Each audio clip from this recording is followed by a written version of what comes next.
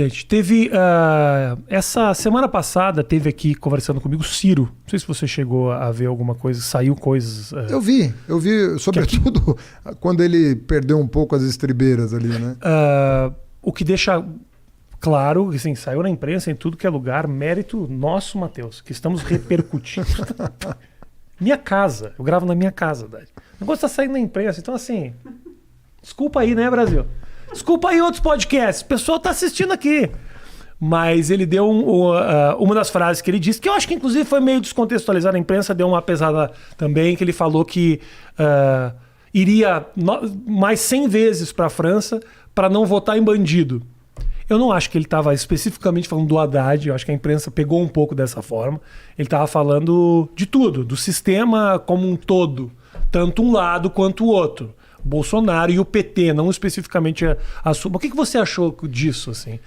E principalmente, o que você acha dessa postura do Ciro, que é um cara de esquerda e que está tendo esse rompimento claro e evidente com o PT? O que isso significa? Porque é uma força. O cara tem os seus 12% no final de uma eleição também. Sim. Fixos. Essa base é de mais de 10%. Então, assim, também é uma força. Olha, eu acho que se você me der um tempinho, eu acho que vale a pena explorar isso que você está perguntando, porque, em primeiro lugar, deixar claro que não só eu nunca ofendi o Ciro, como eu nunca vou ofender. Segundo, que eu dei o benefício da dúvida, como você colocou, eu vi a entrevista e dei o benefício da dúvida. Agora, ele tem sido deselegante, com uma frequência enorme, né? Eu não sei se por orientação do marketing, ou se ele é mesmo uma pessoa que oscila muito.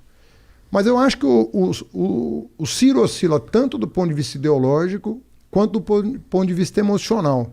Essa é a minha opinião sobre ele, né? E não estou querendo ofender ninguém e nem retrucar o que ele falou quando você o entrevistou. Eu estou dizendo que é um tipo de conduta, né, que, olhando mais a longo prazo, a gente vê uma certa instabilidade ideológica e, eu diria, um pouco emocional também. Então, a todo momento ele está justificando, lembra quando eu xinguei aquele jornalista? Se você pegar todo o cenário, não era bem aquilo. Então, você sempre tem que dar para o Ciro uma canja, sabe? Não foi bem aquilo que ele quis dizer, nunca é exatamente aquilo, sabe? Você veja o seguinte, eu tenho 20 anos de vida pública, né? Eu comecei minha vida pública em 2001, para ficar 3 anos, mas daí a coisa foi evoluindo, fui nomeado ministro, fui eleito prefeito, acabei ficando. A vida também te leva para as coisas, né? Não é só você que decide o que fazer da vida. Mas eu não me sinto um político profissional, né? Eu me sinto um acadêmico, um sujeito que gosta de ler, escrever, dar aula. Você sempre disse isso, você é um cara mais do projeto do que da... Sempre fui de projeto. Gosto de projeto nacional, gosto de pensar grande, acho que esse país tem um potencial. Mas, assim, tem uma coerência nas coisas que eu faço na vida, né?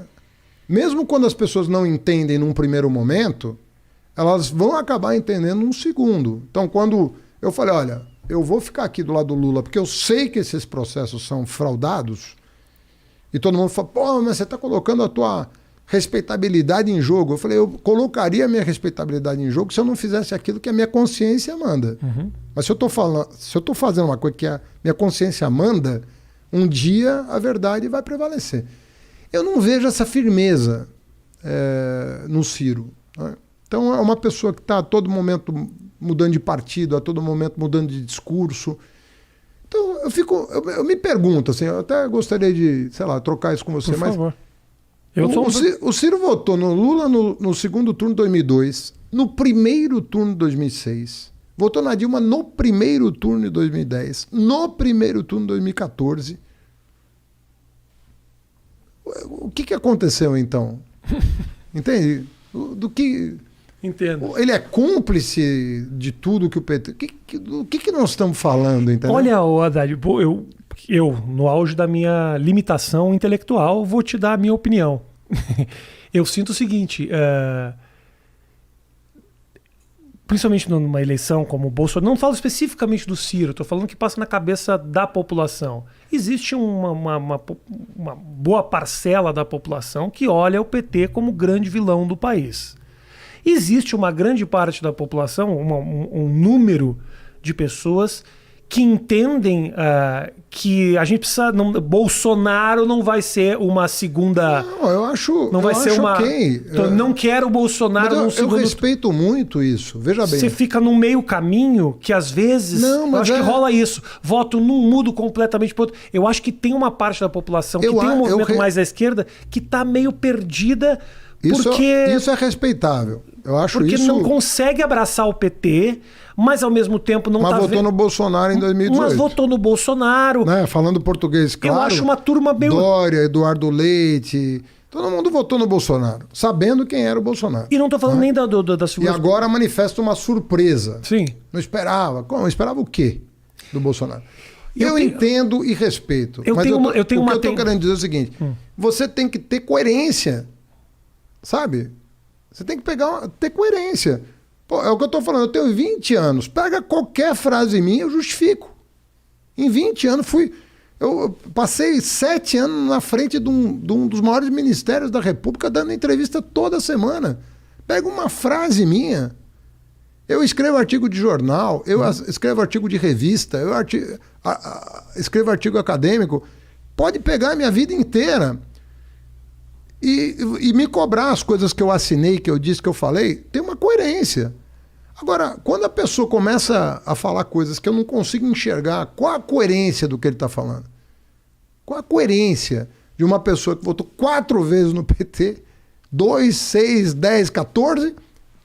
Não estou dizendo que ele não pode e não é legítimo que ele concorra, mas o discurso não pode ser totalmente incoerente com a prática dele até ontem. Entendeu? É isso que eu acho que assim, um homem de Estado, na minha opinião, eu sempre tive essa coisa na cabeça. Um homem de Estado está lidando com valores muito importantes, né? E um deles é firmeza de caráter, é coerência, é você falar uma coisa e responder por ela depois, é você fazer uma coisa e responder por ela depois.